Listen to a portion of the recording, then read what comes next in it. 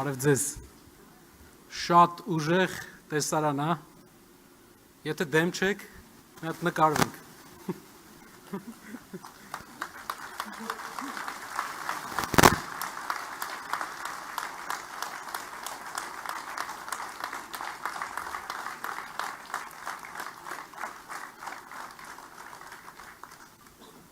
Շնորհակալ եմ։ 21-րդ դար մենք ուզում եմ մի հատ վարժություն իրար հետ անենք։ Ուզում եմ սկսենք իրար հետ այսօր այս վարժությամբ երազենք 10 վայրկյան ուղղակի։ Պատկերացնենք, աչքերը մեր փակենք ու պատկերացնենք մի Հայաստան, որտեղ ամեն օր չես լսում հայերի իրար հանդեպ ունեցած հակասությունների մասին։ Մի Հայաստան, որտեղ մոռացել են պատերազմների մասին։ Մի Հայաստան, որտեղ մեր հասարակությունը անկախ քաղաքական հայացքներից համերաշխ է, որտեղ հաղթահարել են աղքատությունը, որ մարդը իր աշխատանքով կարողանում է արժանապատիվ ապահովել իր ընտանիքը։ Այդ Հայաստանին հասնելու համար մենք մի բան պետք է անենք։ Խոստանում եմ, միավորվում ենք, աշխատում ենք այս տարի եւ դուռ ենք բացում դեպի այդ Հայաստան։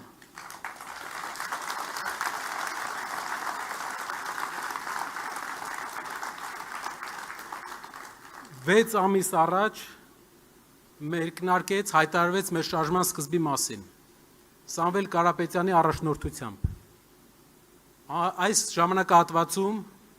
մեզ միացել է 15,000 կամավոր այսօրվա դրությամբ։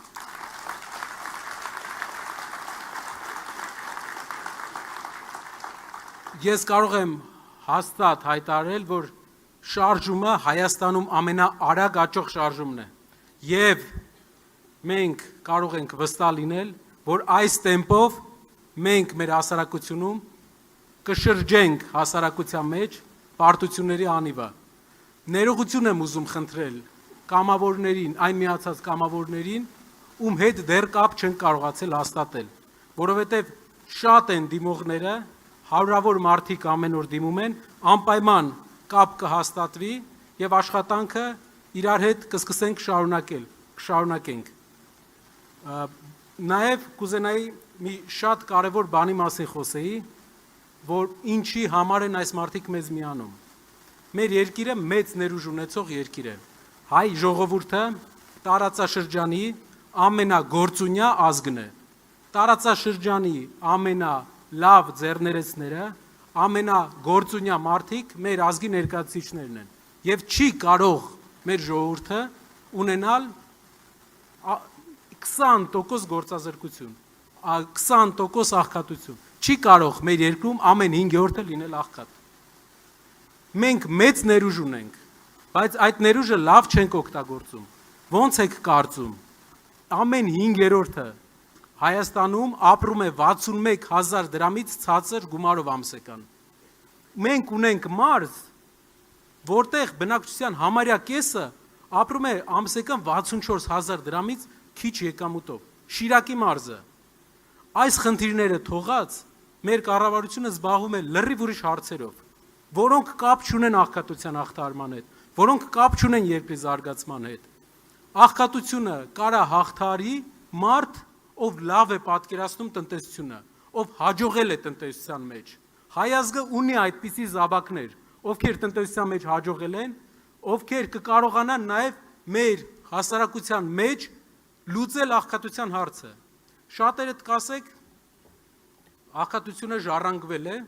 մեր երկիրը ոնց որ ժառանգել է այդ աղքատությունը 90-ականների բարդ դրությունից։ Հնարավոր է, բայց մի բան եկեք հաշվի առնենք։ Հարևան Վրաստանը եւ մենք 2018 թվականին ունեինք նույն աղքատության մակարդակ։ Վրաստանում հարևան ամեն 5-րդ մարդը աղքատ էր։ 7 տարի առաջ։ Հիմա Վրաստանը 7 տարվա ընթացքում վրացական կառավարությունը 2 անգամ քչացրել է աղքատների քանակը։ Աղքատությունը 2 անգամ նվազել է այդ երկրում։ Հայաստանում գիտեք ինչքան է նվազել 7 տարվա ընթացքում պետական պարտքի կրկնապատիկ ավելացման պայմաններում 2% էլ չի հասնում։ վրացիք մեր պես ազգ են, 2 անգամ ավելի քիչ աղքատություն ունեն։ Այստեղ հիմնական գաղտնիքը կառավարողներն են։ Երբ մենք ասում ենք չկա տնտեսական հենք ձեր քաղաքականության մեջ, դուք տնտեսությունից չեք հասկանում, նրանք զարմանում են, բերում են 100 հատ արգումենտներ, բայց այդ արգումենտների մեջ չկա տնտեսագիտական արգումենտ, որովհետև ռեալ չեն հասկանում այդ մարդիկ, չունեն այդ փորձը, ուրիշ ճանապարհ են անցել։ Եվ մեր մարտահրավերների առաջ իրենք չեն կարող լուծել մեր մարտահրավերները։ Մեր մարտահրավերը տնտեսական մարտահրավեր է այս պահին։ Մեր բանակը կախված է մեր տնտեսությունից։ Բանակը ուժեղ պետք է լինի այն պարագայում, երբ որ շատ հարկեր գնա բյուջե եւ կարողանանք ճիշտ զինվենք ու պաշտպանենք մեր խաղաղությունը։ Դիվանագիտությունը ուժեղ կլինի, երբ որ ունենանք լավ տնտեսություն եւ կարեւոր լինենք մեր հարևանների համար։ Այս ամենը չանելով մենք մնում ենք տարածաշրջանի չեմ ուզում մեր տրամադրությունը ուրիշ տեղ տանեմ, բայց ամենաթույլ երկիրն ենք այս պահին տարածաշրջանում։ Ամենաթույլը, բայց ամենագործունյա ազգով։ Պետք է ուժեղ ղեկավար, ուժեղ, բայց մեր այսօրվա ընկերների պատկերացրած ուժեղը չէ։ Ուժեղը գոռացողը չի։ Ուժեղը աղմկողը չի։ Մարդկանց վրա վիրավորողը չի ուժեղը։ Ուժեղը այն մարդն է, ում իշխանության ժամանակ ոչ մեկ չի համարձակվում ոդ դնել քո երկիր։ Մեր էպոսի մեջ մաս կա, ասում է առյուծ մերը, զարմով դյութազուն 40 տարի իշխում էր Սասուն։ Իշխում էր ահեղ եւ նրա օրոք հավքնել չէր անցնում սասմասարերով։ Այսինքն հավքը չի անցել։ Դա նշանակում է, որ ուժեղ ղեկավարի պարագայում խաղաղությունը երաշխավորված է, ղեկավարն է խաղաղության երաշխավորը։ Թույլ ղեկավարը բերում է մեզ պատերազմներ, որը մենք տեսել ենք 3 պատերազմ 7 տարում։ Մեր ղեկավարը երկրի դրսում խելոք է, ինչ ասում են իր հիմնական կրեդոն, ասեք անենքն է դրսից։ Ով դրսից ինչ ասում է, ասեք անենք, անում է գալիս։ Ու մի քիչ պարզեցնում եմ, բայց մեծ առումով դա է։ Իսկ ներսում ուժեղ ձևացնում է թե ուժեղ է եւ բանտարկում է իր ընդդիմախոսներին։ Իսկական ղեկավարը դա նա է, ով դրսում ուժեղ է, դրսում քեզ պաշտպանում է, ինչ ասում են,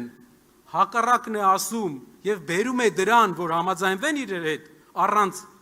կոնֆլիկտի։ Իսկ ներսում մեծահոգի է իր ընդդիմության հետ։ Այդպիսի ղեկավար է մեզ պետք, որ ներսում լինի քահանա, դրսում գիտեք ինչ։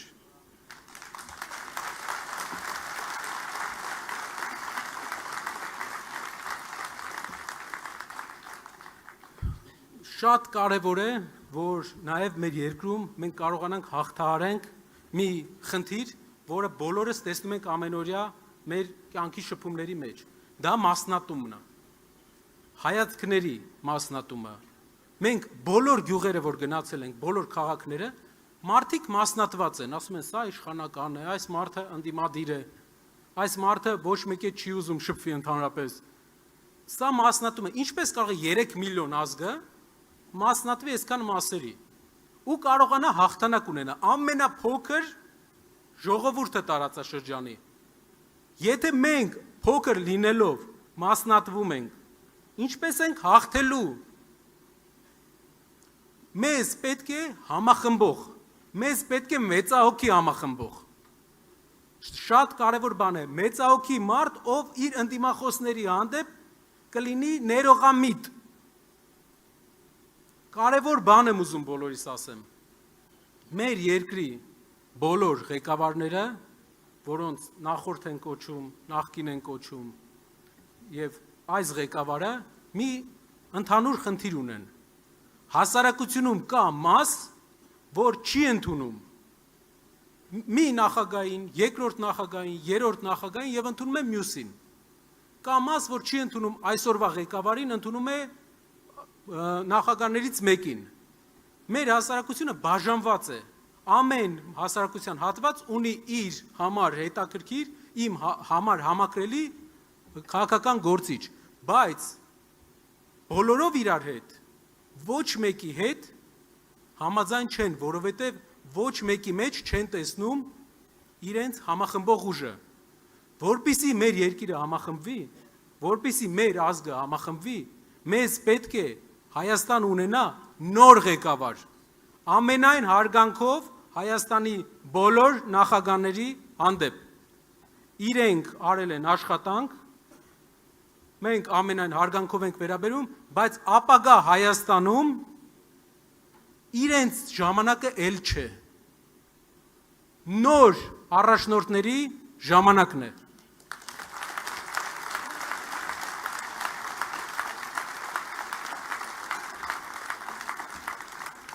Գիտեմ, շատերին դուր կգա, շատերին դուր չի գա,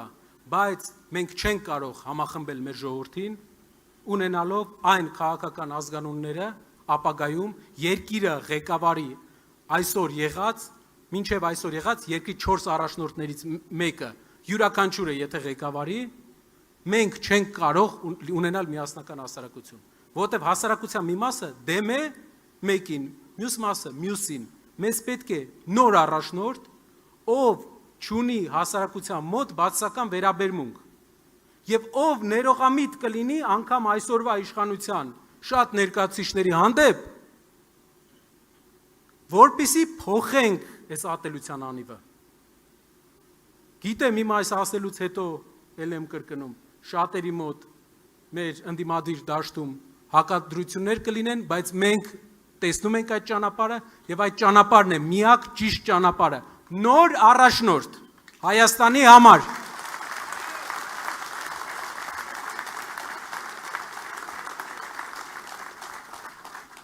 Շնորհակալ եմ շատ։ Իմ խոսքի սկզբում ես ասում էի, որ եկեք փակենք մեր աչքերը եւ երազենք։ Հիմա ուզում եմ խնդրենք, որ բաց պահենք մեր աչքերը, աշխատենք գյուղերում, քաղաքներում, պատմենք մարդկանց իրականությունը, միավորենք մարդկանց, այս տարի պետք է աշխատենք մենք, որպեսզի հասնենք այն նպատակին, որի մասին խոսացել ենք, որը բոլորս ենք վստահ եմ ուզում։ Շնորհակալ եմ։